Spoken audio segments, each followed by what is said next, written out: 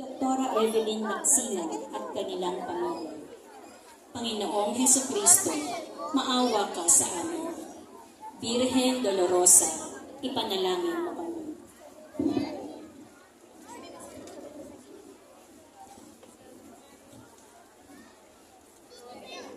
Ang banal na krus.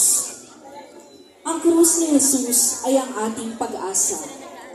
Noong una, ito ay larawan at daan ng pagpaparusa at kamatayan. Ngunit ngayon, ang krus ay katibayan ng kapangyarihan ng Diyos laban sa kapangyarihan ng kamatayan at ni Satanas. Ang krus ay naging ating kaligtasan, ang ating katubusan, at pinagmumulan ng lakas. Sa makatuwid, ang krus ay ang ating pag-asa sa gitna ng mga paghihirap at kalasag laban sa tukso. Isinulat ni Apostol San Pablo sa kanyang liham sa mga taga-Galacia ang ganito: ang ipinagmamalaki ko ay ang kamatayan ng ating Panginoong Hesukristo, sapagkat sa pamamagitan nito, ang mundong ito'y patay na para sa akin, at ako na may patay na rin sa mundo. Ang imahe ay nasa pangangalaga ni Kagawad Manny Liwanag at kanyang pamilya.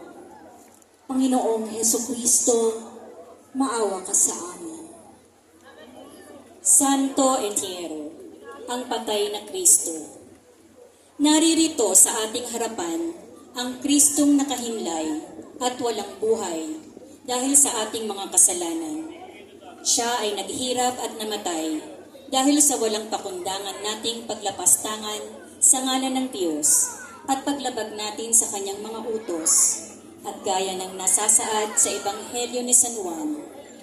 Sapagkat gayon na lamang ang pag-ibig ng Diyos sa sangkatauhan, kaya't ibinigay niya ang kanyang kaisa-isang anak upang ang sinumang sumampalataya sa kanya ay hindi mapahamak, kundi magkaroon ng buhay na walang hanggan.